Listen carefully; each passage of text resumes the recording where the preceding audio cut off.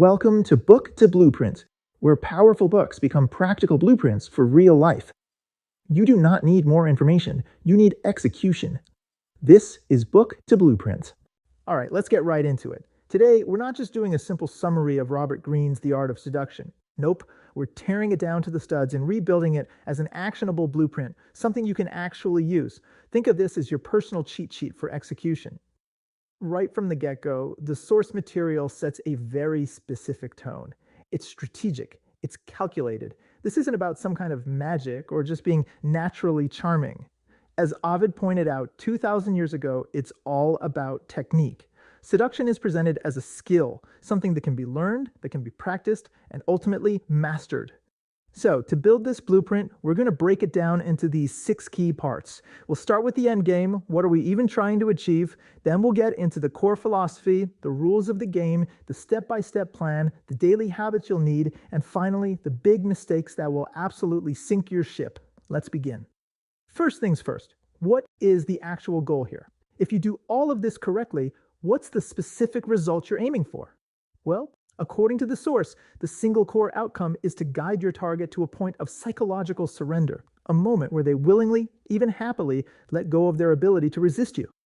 Now pay close attention to the words slowly and willingly. That's absolutely crucial. This isn't about force. It's not about being aggressive. It's presented as a delicate art. The entire objective is to make someone want to lower their defenses for you, to become so enchanted by the process that surrender feels like a beautiful, pleasurable relief. Okay, so how do you get there? That brings us to the big idea, the central concept that the whole system is built on. And honestly, if you don't get this part, none of the tactics will ever work for you. Here it is. Seduction is a game of psychology, not beauty. The source is adamant about this. It says your physical appearance is actually a pretty minor factor. The real power, the real leverage, comes from understanding human nature, our deep-seated insecurities, our hidden desires. It's about shifting your entire perspective and seeing the world through the eyes of a seducer. So before we dive into the step-by-step plan, we need to install the operating system. You can think of these as the fundamental principles, the non-negotiable rules of engagement that govern every single move you're about to make. These are the laws of the land. You never, ever attack head-on. You use pleasure and attention as your bait. You have to remember, this is a slow burn. Patience is everything. Routine is the enemy. You have to cultivate an air of mystery. And this requires a strategic mindset. The source also argues you have to be amoral about it, viewing this as a game of illusion and play, not a matter of pure, honest connection. All right, now we get to the heart of the blueprint. This is the tactical, step-by-step implementation plan. It's broken down into 4 very distinct phases. This is your roadmap from A to Z. And each phase has a very specific goal. First, you get their attention and separate them from their everyday life. Second, you lead them on an emotional journey full of pleasure and confusion. Third, you go deeper, tapping into their unconscious mind. And finally, you bring it all home by inducing their surrender. Each step perfectly builds on the last one. So let's break down phase 1. This is all about getting on their radar.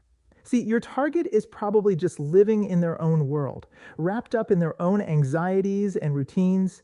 Your first job is to pierce that bubble, pull them out, and replace all those worries with thoughts of you.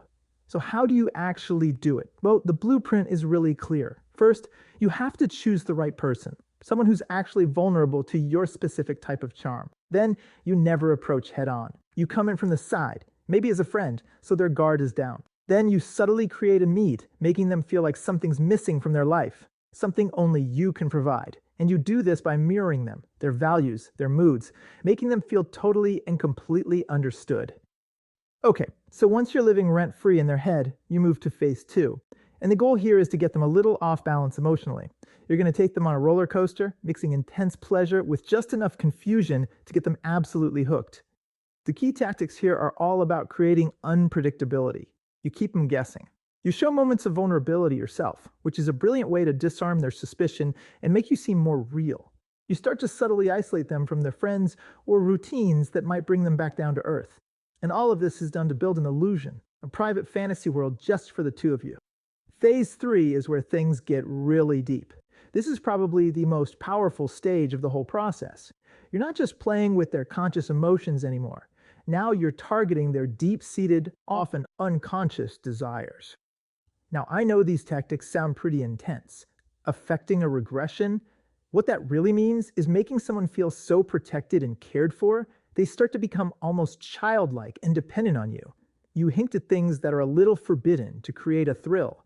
You use things like art or spirituality to make the whole thing feel faded or transcendent. And you mix pleasure with pain, moments of coldness, to create a powerful, anxious attachment. And that brings us to the end game, phase 4.